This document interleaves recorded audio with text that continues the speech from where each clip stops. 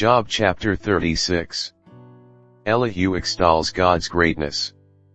And Elihu continued, and said, Bear with me a little, and I will show you, for I have yet something to say on God's behalf. I will get my knowledge from afar and ascribe righteousness to my Maker. For truly my words are not false, one who is perfect in knowledge is with you. Behold, God is mighty, and does not despise any, he is mighty in strength of understanding. He does not keep the wicked alive, but gives the afflicted their right. He does not withdraw his eyes from the righteous, but with kings on the throne he sets them forever, and they are exalted. And if they are bound in chains and caught in the cords of affliction, then he declares to them their work and their transgressions, that they are behaving arrogantly. He opens their ears to instruction and commands that they return from iniquity. If they listen and serve him, they complete their days in prosperity, and their years in pleasantness. But if they do not listen, they perish by the sword and die without knowledge. The godless in heart cherish anger, they do not cry for help when he binds them. They die in youth, and their life ends among the cult prostitutes. He delivers the afflicted by their affliction and opens their ear by adversity. He also allured you out of distress into a broad place where there was no cramping, and what was set on your table was full of fatness. But you are full of the judgment on the wicked, judgment and justice seize you. Beware lest wrath entice you into scoffing, and let not the greatness of the ransom turn you aside. Will your cry for help avail to keep you from distress, or all the force of your strength do not long for the night, when peoples vanish in their place? Take care, do not turn to iniquity, for this you have chosen rather than affliction. Behold, God is exalted in his power, who is a teacher like him who has prescribed for him his way, or who can say, You have done wrong. Remember to extol his work, of which men have sung. All mankind has looked on it, man beholds it from afar. Behold, God is great, and we know him not, the number of his years is unsearchable. For he draws up the drops of water, they distill his mist in rain, which the skies pour down and drop on mankind abundantly. Can anyone understand the spreading of the clouds, the thunderings of his pavilion? Behold, he scatters his lightning about him and covers the roots of the sea. For by these he judges peoples, he gives food in abundance. He covers his hands with the lightning and commands it to strike the mark. Its crashing declares his presence, the cattle also declare that he rises. Job chapter 37. Elihu proclaims God's majesty. At this also my heart trembles and leaps out of its place. Keep listening to the thunder of his voice and the rumbling that comes from his mouth. Under the whole heaven he lets it go, and his lightning to the corners of the earth. After it his voice roars, he thunders with his majestic voice, and he does not restrain the lightnings when his voice is heard. God thunders wondrously with his voice, he does great things that we cannot comprehend. For to the snow he says, Fall on the earth, likewise to the downpour, his mighty downpour. He seals up the hand of every man, that all men whom he made may know it. Then the beasts go into their lairs, and remain in their dens. From its chamber comes the whirlwind, and cold from the scattering winds. By the breath of God ice is given, and the broad waters are frozen fast. He loads the thick cloud with moisture, the clouds scatter his lightning. They turn around and around by his guidance, to accomplish all that he commands them on the face of the habitable world. Whether for correction or for his land or for love, he causes it to happen. Hear this, O Job, stop and consider the wondrous works of God. Do you know how God lays his command upon them and causes the lightning of his cloud to shine? Do you know the balancings of the clouds, the wondrous works of him who is perfect in knowledge, you whose garments are hot when the earth is still because of the south wind? Can you, like him, spread out the skies, hard as a cast metal mirror, teach us what we shall say to him, we cannot draw up our case because of darkness. Shall it be told him that I would speak? Did a man ever wish that he would be swallowed up? And now no one looks on the light when it is bright in the skies, when the wind has passed and cleared them. Out of the north comes golden splendor, God is clothed with awesome majesty. The Almighty, we cannot find him, he is great in power, justice and abundant righteousness he will not violate.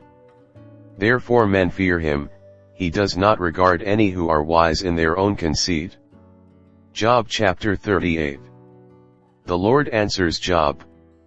Then the Lord answered Job out of the whirlwind and said, Who is this that darkens counsel by words without knowledge? Dress for action like a man, I will question you, and you make it known to me. Where were you when I laid the foundation of the earth? Tell me, if you have understanding. Who determined its measurements? Surely you know. Or who stretched the line upon it? On what were its bases sunk, or who laid its cornerstone, when the morning stars sang together and all the sons of God shouted for joy? Or who shut in the sea with doors when it burst out from the womb, when I made clouds its garment and thick darkness its swaddling band, and prescribed limits for it and set bars and doors, and said, Thus far shall you come, and no farther, and here shall your proud waves be stayed? Have you commanded the morning since your days began, and caused the dawn to know its place, that it might take hold of the skirts of the earth, and the wicked be shaken out of it? It is changed like clay under the seal, and its features stand out like a garment. From the wicked their light is withheld, and their uplifted arm is broken. Have you entered into the springs of the sea, or walked in the recesses of the deep? Have the gates of death been revealed to you, or have you seen the gates of deep darkness? Have you comprehended the expanse of the earth? Declare, if you know all this. Where is the way to the dwelling of light, and where is the place of darkness, that you may take it to its territory, and that you may discern the paths to its home? You know, for you were born then, and the number of your days is great. Have you entered the storehouses of the snow, or have you seen the storehouses of the hail, which I have reserved for the time of trouble, for the day of battle and war? What is the way to the place where the light is distributed, or where the east wind is scattered upon the earth? Who has cleft a channel for the torrents of rain, and a way for the thunderbolt, to bring rain on a land where no man is, on the desert in which there is no man, to satisfy the waste and desolate land, and to make the ground sprout with grass? Has the rain a father, or who has begotten the drops of dew? From whose womb did the ice come forth, and who has given birth to the frost of heaven? The waters become hard like stone, and the face of the deep is frozen. Can you bind the chains of the Pleiades, or loose the cords of Orion? Can you lead forth the Mazzaroth in their season, or can you guide the bear with its children? Do you know the ordinances of the heavens? Can you establish their rule on the earth? Can you lift up your voice to the clouds, that a flood of waters may cover you? Can you send forth lightnings, that they may go and say to you, Here we are? Who has put wisdom in the inward parts, or given understanding to the mind? Who can number the clouds by wisdom, or who can tilt the water skins of the heavens, when the dust runs into a mass and the clods stick fast together? Can you hunt the prey for the lion, or satisfy the appetite of the young lions, when they crouch in their dens, or lie in wait in their thicket? Who provides for the raven its prey, when its young ones cry to God for help, and wander about for lack of food? Job chapter 39. Do you know when the mountain goats give birth? Do you observe the calving of the does? Can you number the months that they fulfill? And do you know the time when they give birth, when they crouch, bring forth their offspring, and are delivered of their young? Their young ones become strong, they grow up in the open, they go out and do not return to them. Who has let the wild donkey go free? Who has loosed the bonds of the swift donkey? To whom I have given the arid plain for his home, and the salt land for his dwelling place. He scorns the tumult of the city, he hears not the shouts of the driver. He ranges the mountains as his pasture, and he searches after every green thing. Is the wild ox willing to serve you? Will he spend the night at your manger? Can you bind him in the furrow with ropes, or will he harrow the valleys after you? Will you depend on him because his strength is great, and will you leave to him your labor? Do you have faith in him that he will return your grain and gather it to your threshing floor? The wings of the ostrich wave proudly, but are they the pinions and plumage of love? For she leaves her eggs to the earth and lets them be warmed on the ground, forgetting that a foot may crush them and that the wild beast may trample them. She deals cruelly with her young, as if they were not hers, though her labor be in vain, yet she has no fear, because God has made her forget wisdom and given her no share in understanding. When she rouses herself to flee, she laughs at the horse and his rider. Do you give the horse his might? Do you clothe his neck with a mane? Do you make him leap like the locust? His majestic snorting is terrifying. He paws in the valley and exults in his strength. He goes out to meet the weapons. He laughs at fear and is not dismayed. He does not turn back from the sword. Upon him rattle the quiver, the flashing spear, and the javelin. With fierceness and rage he swallows the ground. He cannot stand still at the sound of the trumpet. When the trumpet sounds, he says, "Aha!" He smells the battle from afar, the thunder of the captains, and the shouting. Is it by your understanding that the hawk soars and spreads his wings toward the south? Is it at your command that the eagle mounts up and makes his nest on high? On the rock he dwells and makes his home, on the rocky crag and stronghold. From there he spies out the prey, his eyes behold it from far away. His young ones suck up blood, and where the slain are, there is he. Job chapter 40. And the Lord said to Job, Shall a fault finder contend with the Almighty? He who argues with God, let him answer it. Job promises silence. Then Job answered the Lord and said, Behold, I am of small account. What shall I answer you? I lay my hand on my mouth. I have spoken once, and I will not answer, twice, but I will proceed no further. The Lord challenges Job. Then the Lord answered Job out of the whirlwind and said, Dress for action like a man, I will question you, and you make it known to me. Will you even put me in the wrong? Will you condemn me that you may be in the right? Have you an arm like God, and can you thunder with a voice like his? Adorn yourself with majesty and dignity, clothe yourself with glory and splendor. Pour out the overflowings of your anger, and look on everyone who is proud and abase him. Look on everyone who is proud and bring him low, and tread down the wicked where they stand. Hide them all in the dust together, bind their faces in the world below. Then will I also acknowledge to you that your own right hand can save you. Behold, Behemoth, which I made as I made you, he eats grass like an ox. Behold, his strength in his loins, and his power in the muscles of his belly. He makes his tail stiff like a cedar, the sinews of his thighs are knit together. His bones are tubes of bronze, his limbs like bars of iron. He is the first of the works of God, let him who made him bring near his sword. For the mountains yield food for him where all the wild beasts play. Under the lotus plants he lies, in the shelter of the reeds and in the marsh. For his shade the lotus trees cover him, the willows of the brook surround him.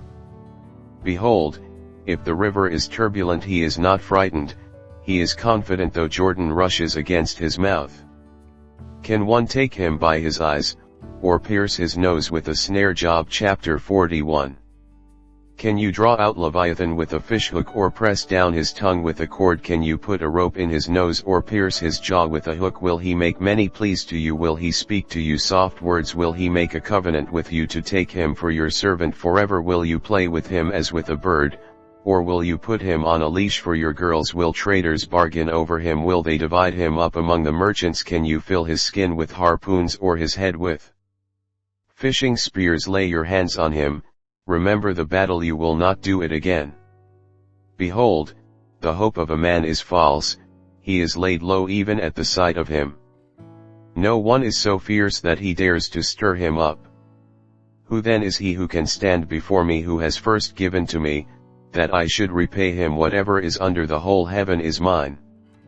I will not keep silence concerning his limbs, or his mighty strength, or his goodly frame.